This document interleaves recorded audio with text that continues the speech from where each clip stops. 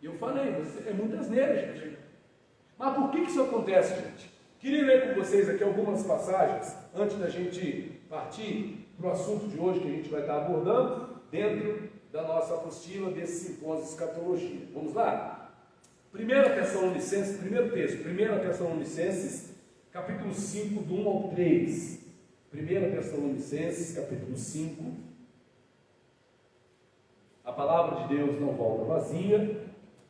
1 Tessalonicenses 5, do 1 ao 3, diz assim: mas, acerca dos tempos e das épocas, irmãos, não tendes necessidade de que eu vos escreva, porque vós mesmos sabeis perfeitamente que o dia do Senhor virá como um ladrão à noite.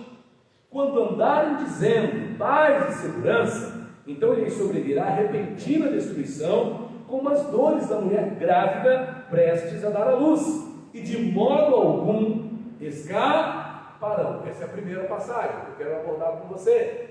Está falando sobre o quê? Os tempos e as épocas dos eventos escatológicos, os tempos e as épocas em que estas coisas acontecerão. E Paulo afirma que, olha, o dia do Senhor virá como um ladrão à noite.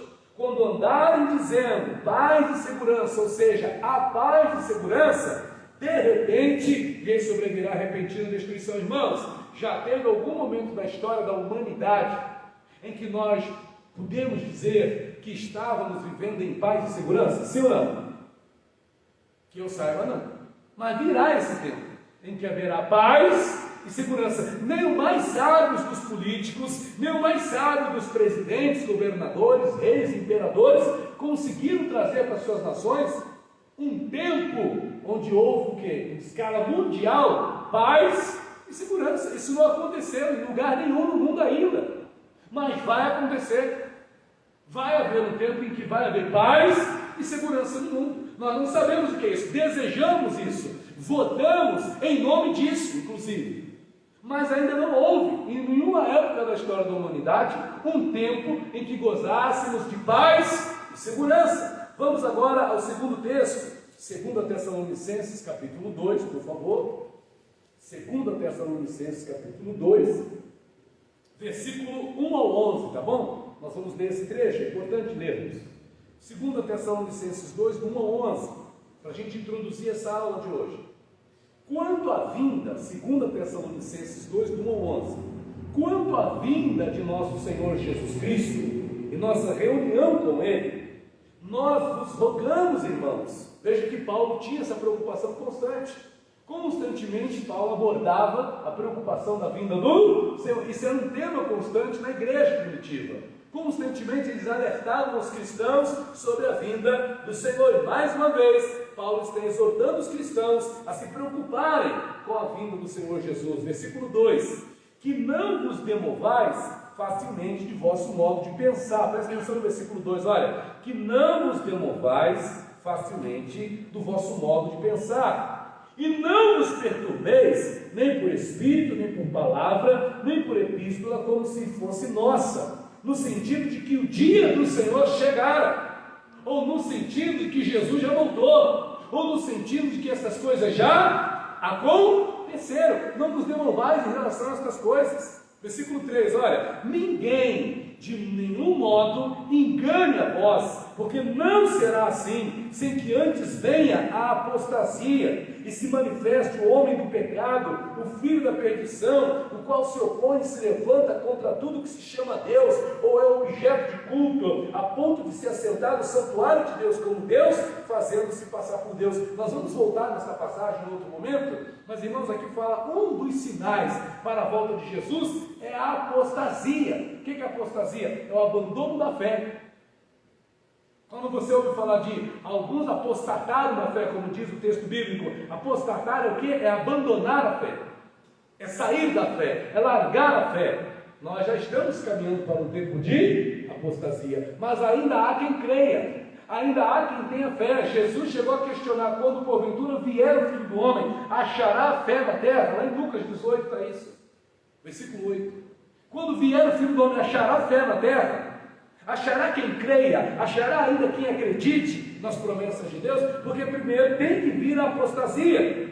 E terá que se manifestar o homem do pecado, o filho da perdição, o qual se opõe e se levanta contra tudo que se chama Deus ou é objeto de culto, a ponto de se assentar no santuário de Deus como Deus, fazendo-se passar por Deus. Estamos falando de ninguém mais, ninguém menos do que o próprio anticristo.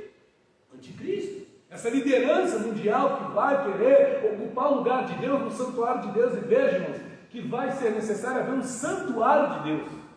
E esse santuário não em outro lugar, senão em Jerusalém, senão em Israel, lá na cidade santa. Vai ter que ter um santuário lá, e há estudos que comprovam que há preparativos para a reconstrução do templo lá na Terra Santa.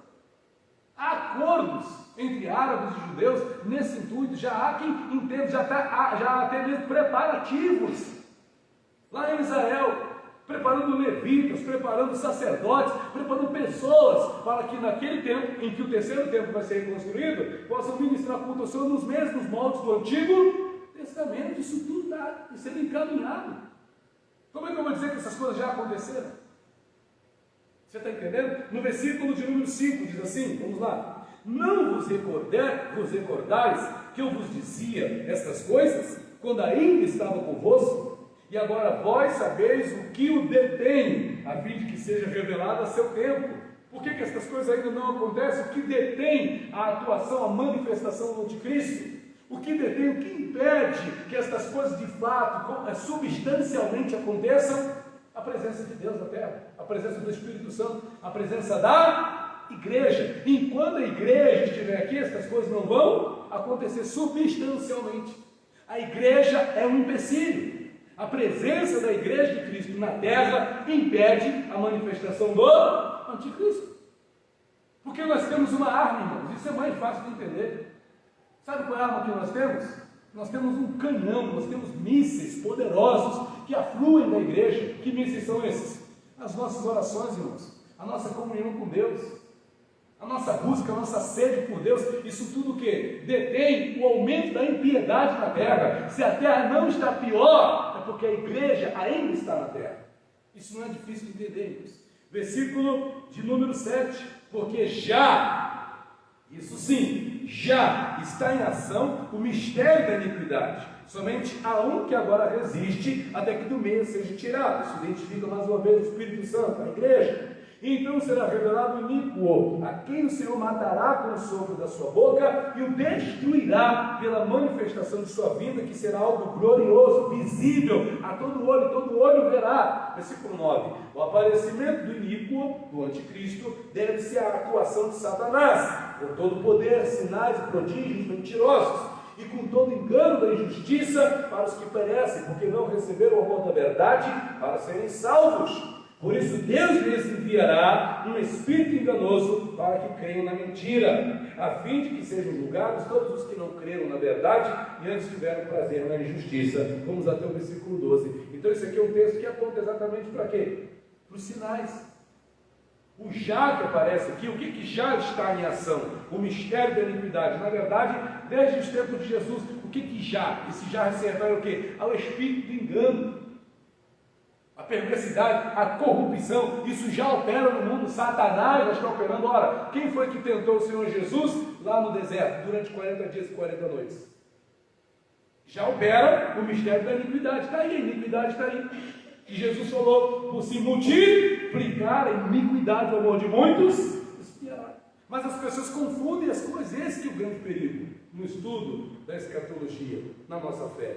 Vá comigo agora no terceiro texto, 2 Timóteo, capítulo 2, porque a despeito de tudo que está escrito nessas duas passagens que nós lemos, ainda há pessoas que se esforçam para trazer um entendimento errado para a cabeça das pessoas. 2 Timóteo, capítulo 2, versículo de número 16, diz assim, 2 Timóteo 2,16: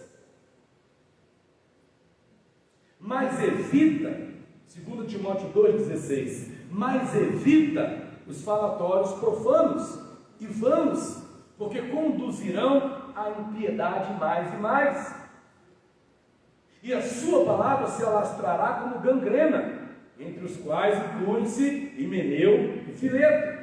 Estes se desviaram da verdade, dizendo que a ressurreição, que é um dos eventos escatológicos que nós vamos estudar nesse simpósio já se efetuaram e transtornaram a fé de alguns. Olha só, Himeneu e Fileto eram daqueles que pregavam que as coisas já haviam acontecido.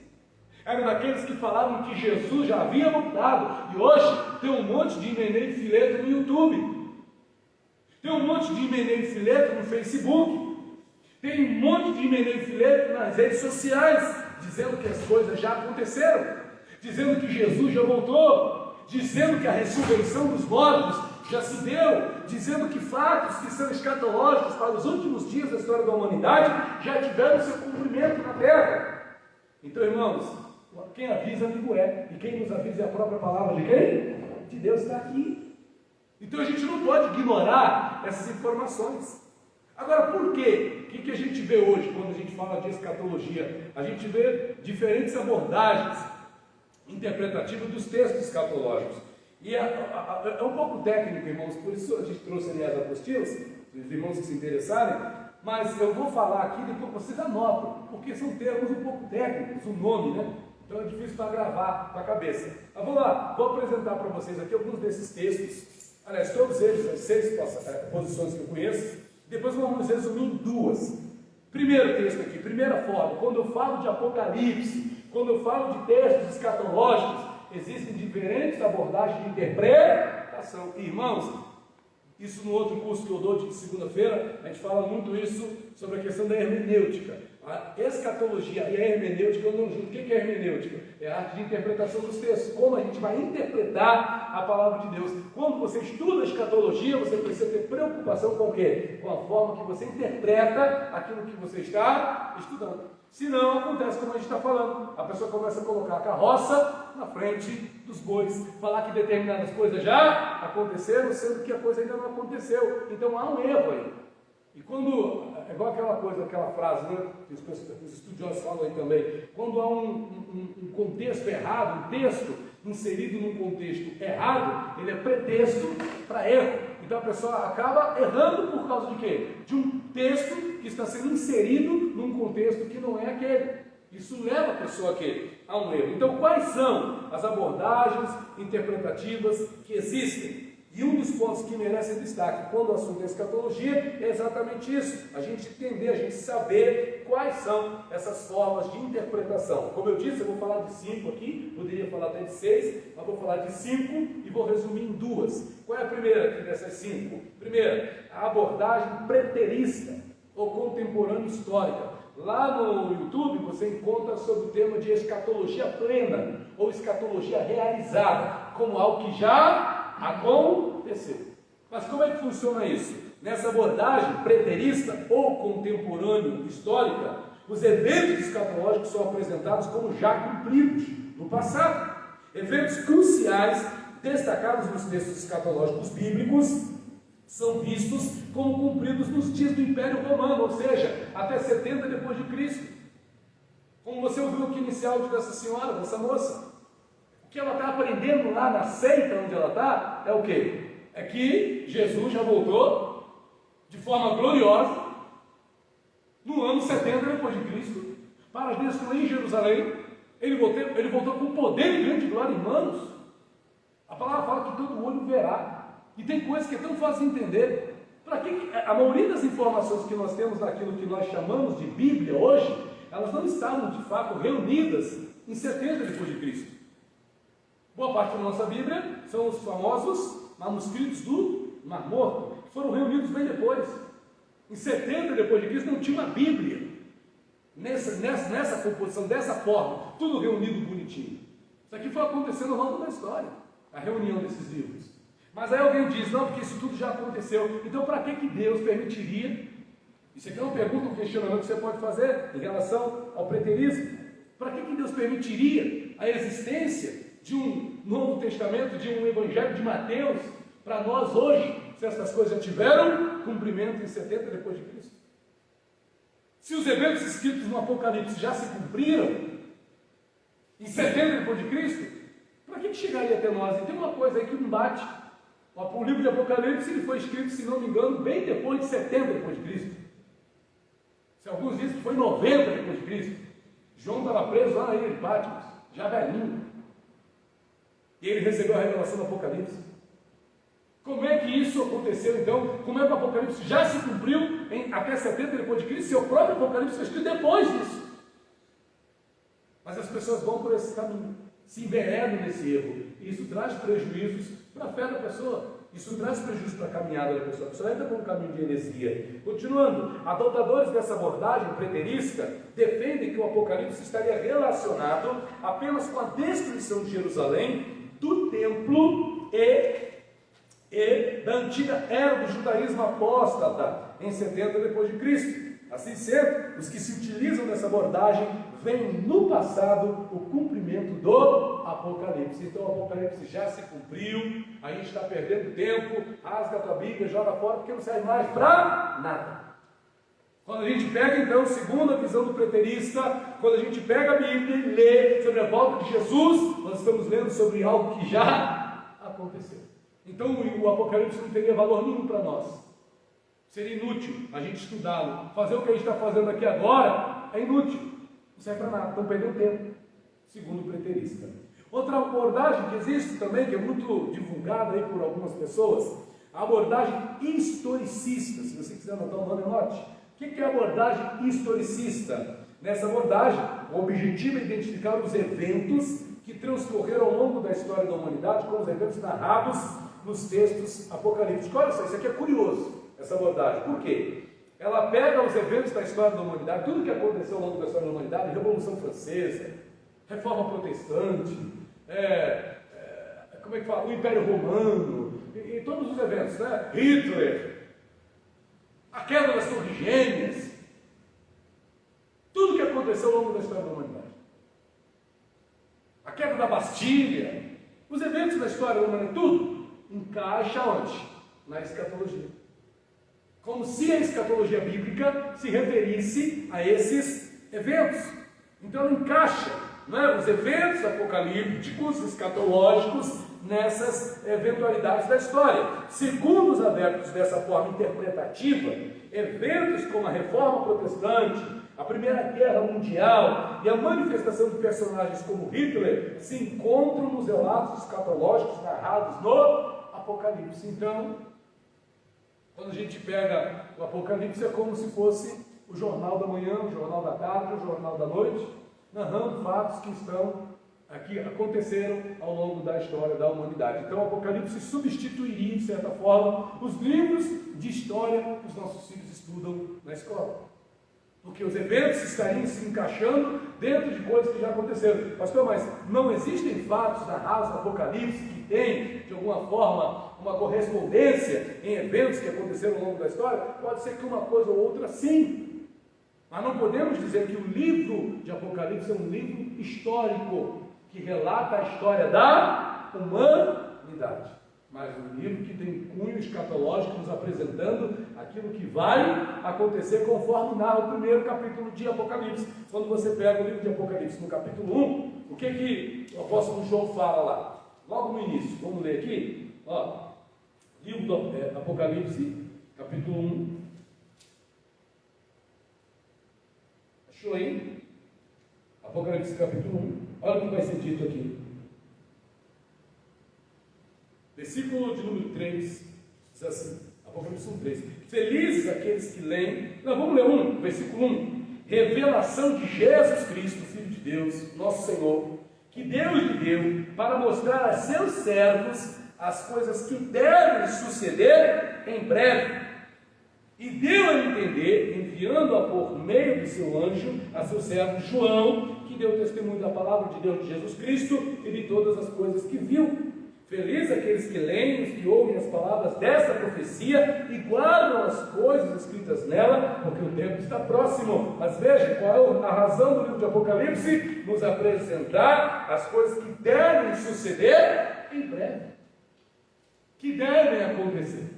E nós temos que ter expectativa no cumprimento destas coisas que são narradas no livro de Apocalipse. Então o livro de Apocalipse não é um livro histórico narrando a história da humanidade, mas um livro que aponta as coisas que hão de acontecer na consumação da história da humanidade. A outra abordagem que existe, irmãos, aquilo que nós chamamos de abordagem futurista, e tem uma grande denominação aqui no Brasil, eu não vou citar o nome por uma questão de ética, que fala, que assume para si essa abordagem futurista, que declara que é futurista. É uma denominação muito conhecida, muito popular, inclusive, e que declara, tem um viés histórico essa denominação, inclusive, mas ela se declara futurista. E o que é ser futurista em relação ao estudo escatológico? O que é essa abordagem futurista?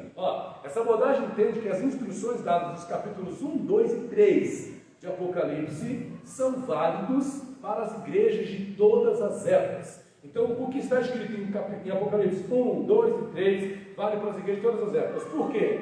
Exatamente porque tem ali as narrativas do que aconteceu, por exemplo, nas igrejas que existiam naquela época. Tiatira, Éfeso, Pérgamo, aí você vê ali exortações à questão da perda do primeiro amor.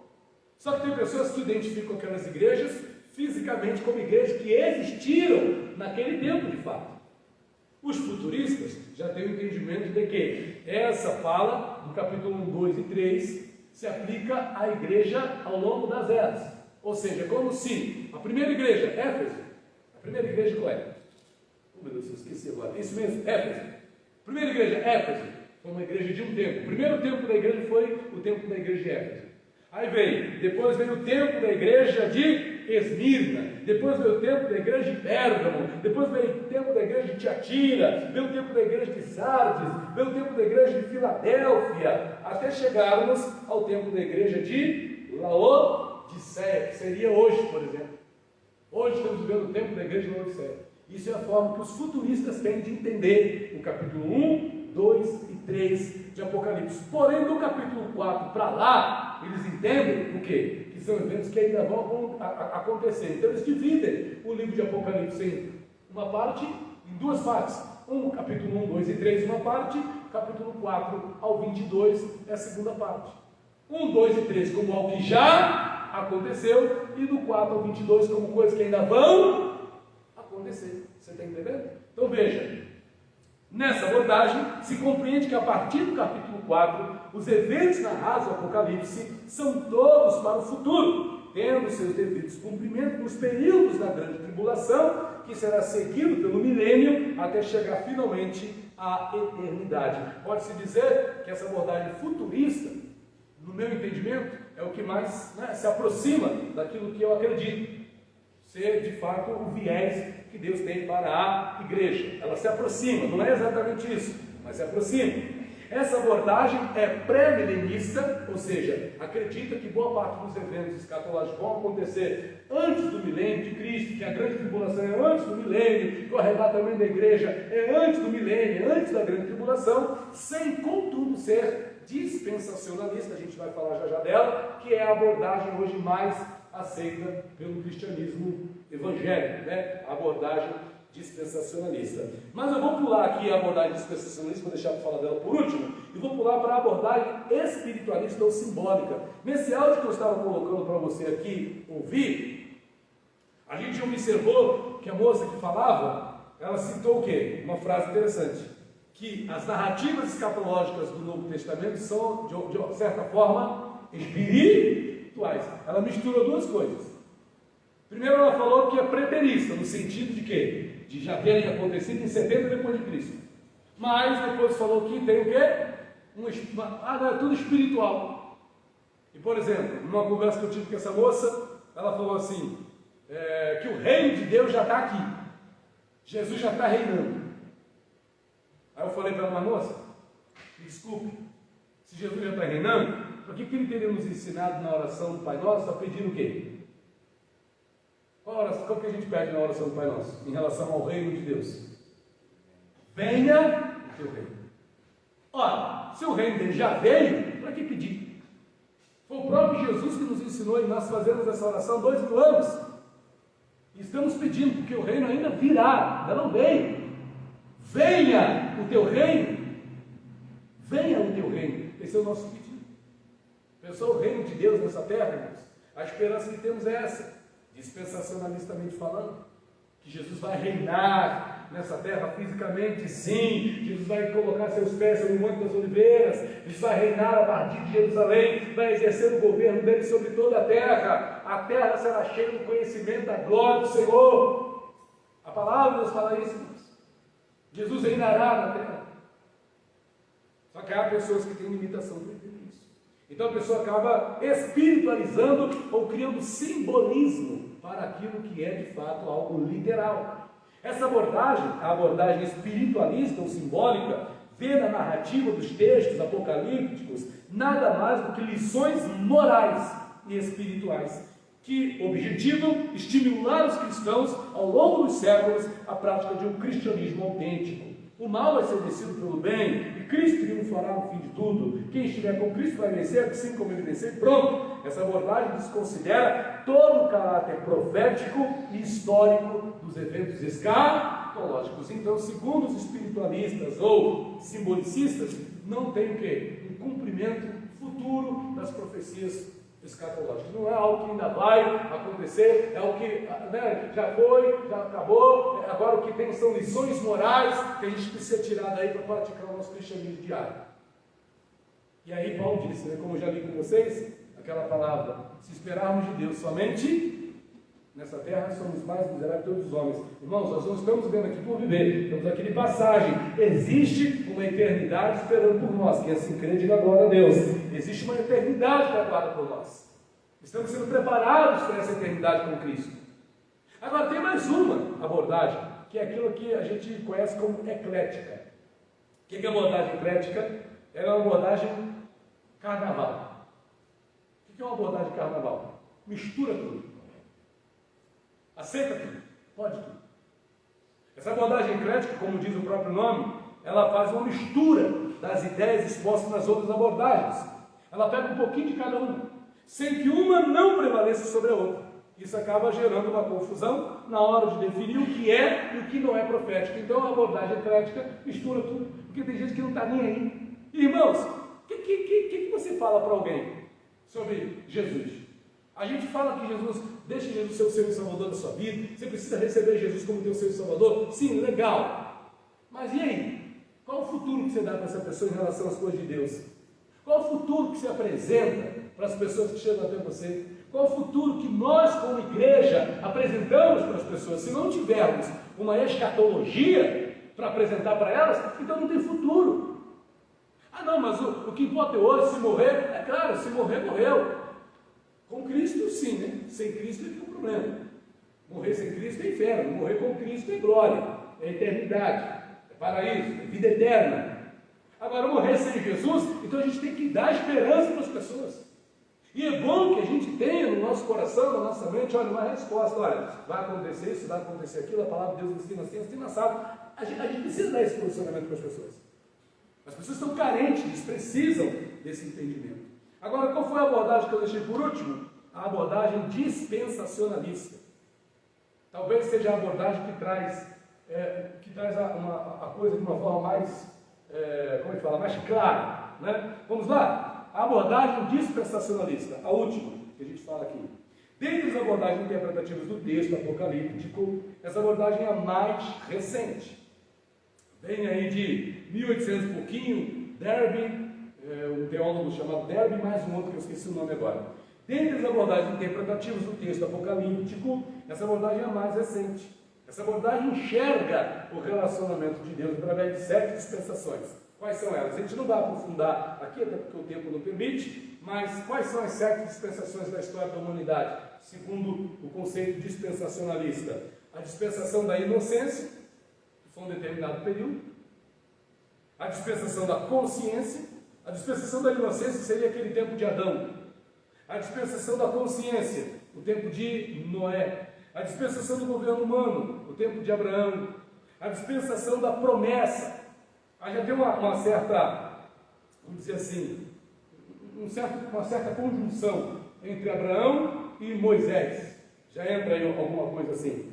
A dispensação da lei, totalmente mosaica, falando da lei, ou seja, para ser salvo, naquele tempo a pessoa tinha que cumprir os requisitos da lei. Nesse contexto ninguém era salvo. Aí vem a dispensação da graça, que é a que nós temos hoje, que é a que nós estamos vivendo de Cristo para cá. A salvação em Cristo. Somos salvos pela graça. Somos salvos pela graça. E tem a dispensação, a última de todas, que é a dispensação do reino ou milenial. Então Deus se relacionou com o homem na dispensação da inocência, Deus se relacionou com o homem depois na dispensação da consciência, Deus se relacionou com o homem depois na dispensação do governo humano, Deus se relacionou com o homem depois na dispensação da promessa, na dispensação da lei. Aí agora estamos nos relacionando com Deus com base na dispensação da graça. E por último, nós vamos viver o reino ou o milênio, a dispensação do reino ou milênio. Em cada uma dessas dispensações, Deus foi tendo um relacionamento com o homem. E o interessante aqui é o quê? Que tem onde está a grande questão aqui?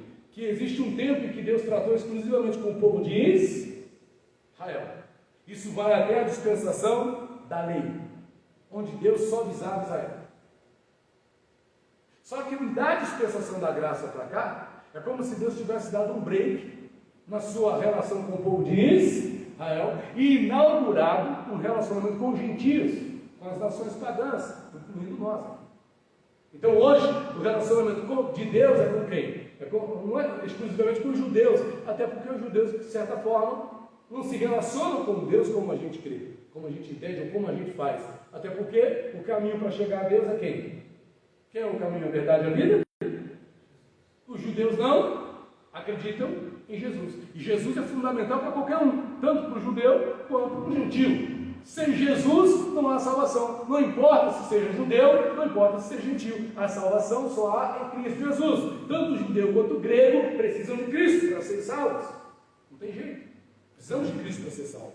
Agora a gente entra na dispensação da graça, que é a que nós estamos vivendo, que distribuiu a salvação, vamos dizer assim, que abriu as portas da salvação para toda a humanidade.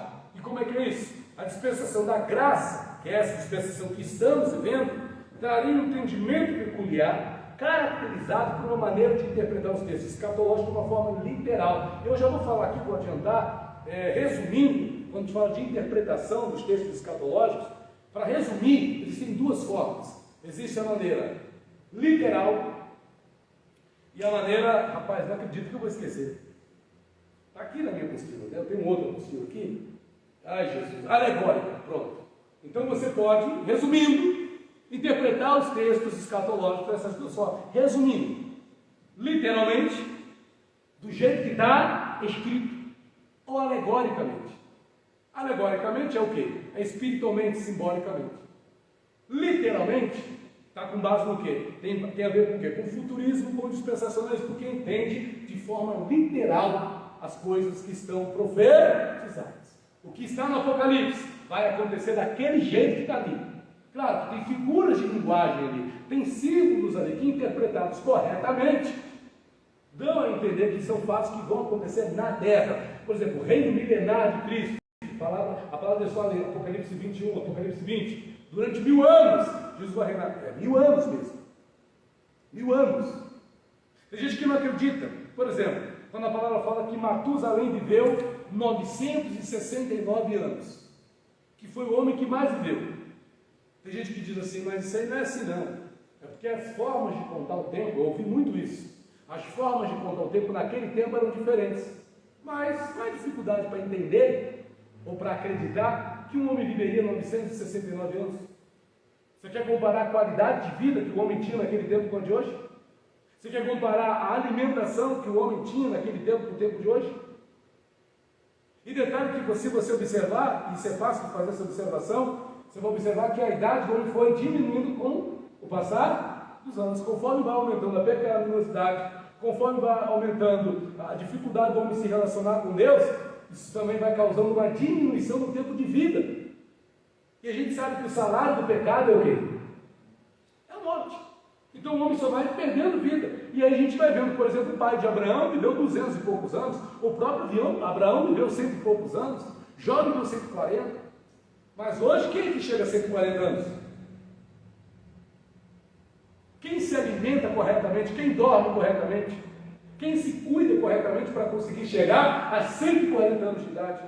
Então eu não tenho dificuldade para acreditar que Matusalém viveu 969 anos naquele tempo.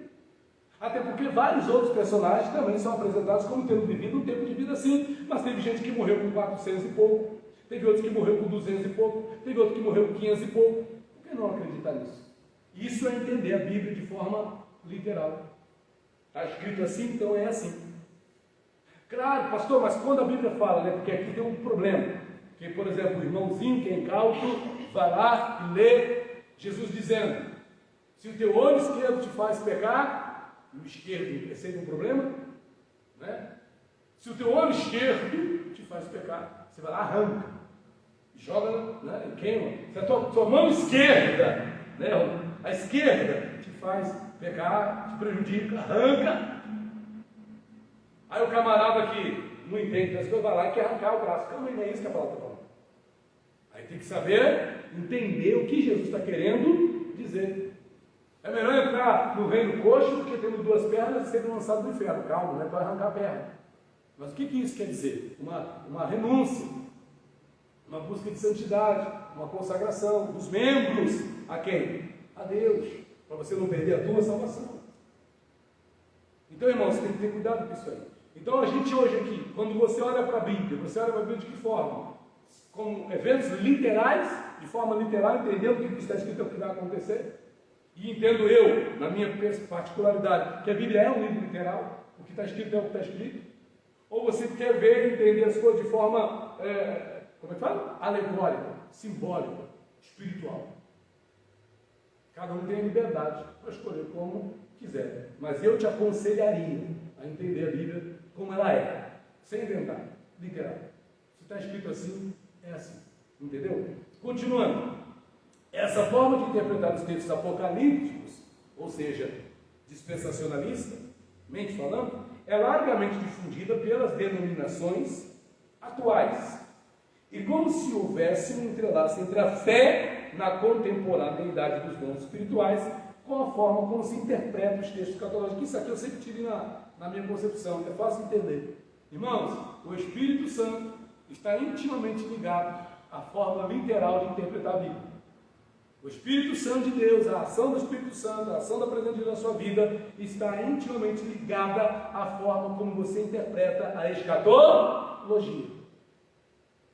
Quanto mais cheio de Deus você estiver, mais você vai entender que o arrebatamento da igreja está para acontecer, depois vai vir a grande tribulação, aí no final Jesus volta para salvar Israel, e tem outras coisas que a gente vai falar no decorrer desse nosso estudo. Continuando. Essa abordagem prevê que as 7 igrejas apresentadas no Apocalipse apresentam também, isso aqui é uma certa igualdade, uma certa semelhança com a abordagem futurista. Essa abordagem prevê que as 7 igrejas apresentadas no Apocalipse apresentam os vários estados experimentados pela igreja ao longo dos séculos. Nesse entendimento, estaremos agora vivendo o período da igreja Laodiceia. Nessa abordagem, Apocalipse 4:1 narra o momento do arrebatamento da igreja antes do início da grande tribulação. Enfim, o dispensacionalismo enxerga as profecias escatológicas do Antigo Testamento literalmente sendo cumpridas por Israel, tanto na grande tribulação quanto no milênio. Quem entendeu aí? Diga amém. Então, irmãos, apresentando para vocês aqui essas abordagens, a gente vê que escatologia não é uma coisa que você, está aqui, é simples. Um certo intérprete, um certo estudioso, um certo escritor diz que quando se trata de interpretar o texto bíblico, a forma mais simples é sempre a melhor. E a forma mais simples é a literal. E a forma literal de interpretar a Bíblia é a base do dispensacionalismo. Literalistas são dispensacionalistas quase sempre. É raridade encontrar um que não seja.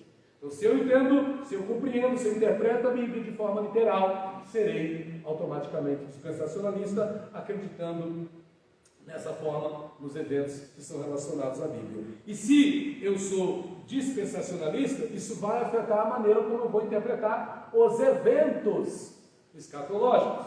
Eu não sei se já dá tempo aqui para a gente entrar ou se eu paro por aqui, pastor? Para por aqui, né? Vamos parar por aqui, domingo que vem. Dá tempo? Então vamos falar aqui de forma resumida, para a gente não perder muito tempo também. O que acontece? Quando eu falo de abordagem interpretativa, isso vai determinar o quê? A forma como eu vou entender o acontecimento dos eventos. E quais são esses eventos? Quais são os eventos que a gente pensa aqui? Arrebatamento. O que mais? Milênio, principalmente. Arrebatamento e milênio. Entre o arrebatamento e o milênio tem a grande tribulação. Isso aqui eu não vou ler as definições, depois se quiser pegar a apostila e você tem em suas mãos. Mas existem visões escatológicas. Deixa eu falar aqui para você dessas visões. Quais são as visões escatológicas? Em relação ao arrebatamento, tem pré-tribulacionistas, mesotribulacionistas, pós-tribulacionistas.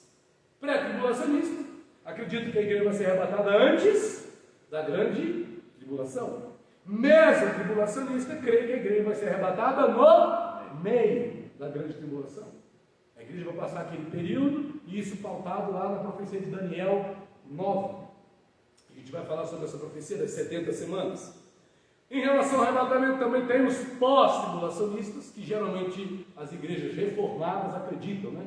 As igrejas de teologia reformada acreditam nisso, que a igreja vai ser arrebatada depois da grande tribulação. Um pré-tribulacionista, que automaticamente é dispensacionalista e literalista, não consegue conceber essa possibilidade de que a igreja de Cristo vai passar por grande tribulação, dadas as tribulações que nós já enfrentamos no nosso dia a dia com Cristo. Então, por quê? E claro, isso bate com o texto que a gente leu no início, sobre a questão da manifestação do anticristo, há forças que detêm, que resistem para que o anticristo ainda não se manifeste, e essas forças nós cremos que a igreja é a ação do Espírito Santo aonde?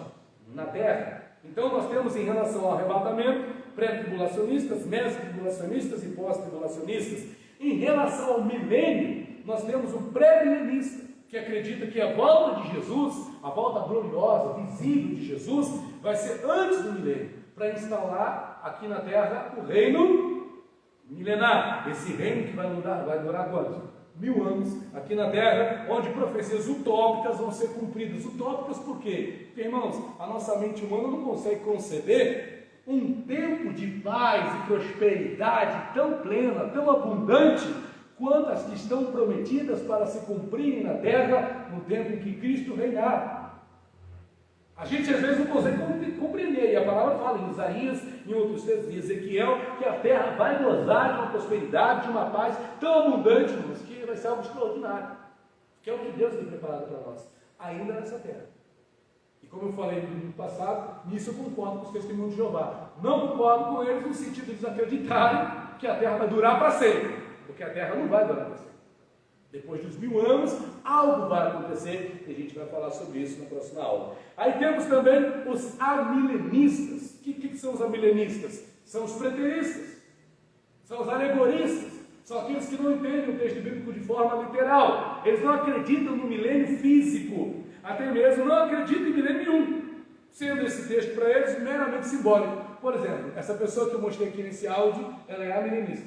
Ela exclui a realidade de um milênio literal. Para ela não vai acontecer isso. O milênio literal não existe. Nós já estamos no milênio para eles. Cristo já está reinando, segundo os amilenistas. Eles excluem a literalidade do milênio. E temos também os pós-milenistas, que acreditam que, na verdade, o período dito chamado de milênio seria um período de liderança mundial da igreja. Então a igreja vai exercer um papel de influência tão grande no mundo, em que ela própria vai ser responsável pelo cumprimento das profecias relacionadas ao milênio, que na verdade são relacionadas ao reinado de Cristo, não a uma ação da igreja. Mas o pós-milenista acredita que pela força da igreja, pelo poder da igreja, vai haver paz e segurança na terra durante 1000 anos. E de certa forma, não exatamente 1000 anos, porque não acreditam literalmente 1000 anos, né? Essa posição vê a conversão de boa parte da população mundial ao Evangelho como um fato crucial, porém que a torna uma verdadeira fábula, fazendo com que se diminua cada vez mais os seus adeptos. Ou seja, para que haja, irmãos, a gente tem que ter cuidado que, sem querer, o Brasil é do Senhor Jesus. Amém. O Brasil é do Senhor Jesus. Amém. Quando o justo governa, o povo se alegra. Temos que ter cuidado para não colocar o ímpio lá. O povo não gemer mais do que já tem gemido, né? Por aí eu já gemei. Mas veja, irmãos, veja só, a igreja é forte, para quê? Para impulsionar de tal forma que o Brasil vai virar evangélico. Você acha isso surreal? Seja sincero. Volta Redonda vai virar uma cidade evangélica. Você está com dificuldade para ganhar uma alma, irmão, que dirá Volta Redonda? Estamos com dificuldade para ganhar um estado, que dirá o Brasil todo, irmãos? Que dirá o Brasil todo? A profecia bíblica não aponta para isso. Jesus falou: por se multiplicar, a iniquidade e o amor de muitos se esfriará. Então não tem como a igreja vai virar uma potência mundial e de repente vai ganhar todo mundo para Jesus e todo mundo vai ser evangelizado no mundo todo. É nisso que acredita o pós-milenista. Só que isso não tem contexto bíblico. Isso não tem base bíblica. Não dá para acreditar nisso. Você entende? Por isso ela tem perdido adeptos. Cada vez mais pessoas têm sido pós-milenistas. Para finalizarmos, agora a cabeça de alguns vai dar nó. Ou não? Existem 8 visões, além dessas que eu citei, no geral, para você ver como é que a escatologia é algo que tem que ser estudado, gente. Tem que ser estudado. Existem 8 visões diferentes sobre a profecia, misturando tudo, misturando arrebatamento, milênio. Tem 8 visões. E essas 8 visões tem uma Bíblia de estudo que eu trouxe, que eu acrescentei nessa apostila, irmão, que é maravilhoso isso aqui. Vai anotando aí, vou só citar, tá? A visão pré-milenista, pré-tribulacionista. A visão pré-milenista, pré-tribulacionista. A visão pré-milenista, pós-tribulacionista. A visão pré-milenista, mid-tribulacionista. A visão pré-milenista, pré-tribulacionista com arrebatamento parcial. A visão pré-milenista do arrebatamento pré-ira. A visão pós-milenista evangélica. A visão amilenista de Santo Agostinho. E uma segunda visão milenista. Irmãos, tudo isso para tentar explicar os eventos escatológicos. Tudo isso. Se a escatologia não fosse algo importante para se estudar, irmãos, ao longo da história, tantas pessoas não teriam se levantado com o intuito de dar uma posição escatológica. E acredite se quiser, até Albert Schweitzer, existe posição escatológica de Albert Schweitzer. Quem foi esse cara? Você conhece ele como quem? Como quem? Como quem, gente? Como cientista, não médico. Tem um hospital lá no Rio com esse nome. A gente conhece esse cara como cientista, mas esse cara criou uma vertente escatológica. Ele é criador de um posicionamento escatológico. Ele se preocupou, sendo ele um cientista, um médico, ele se preocupou em entender a escatologia bíblica. Se um camarada que nunca foi cristão teve essa preocupação, que dirá eu, que dirá você, irmãos? Que dirá cada um de nós? Amém, irmãos? Deus abençoe a vida de vocês. Vamos aplaudir o Senhor Jesus pelo ensinamento dessa manhã. Vamos receber o nosso pastor Zé Guilherme, terminando esse nosso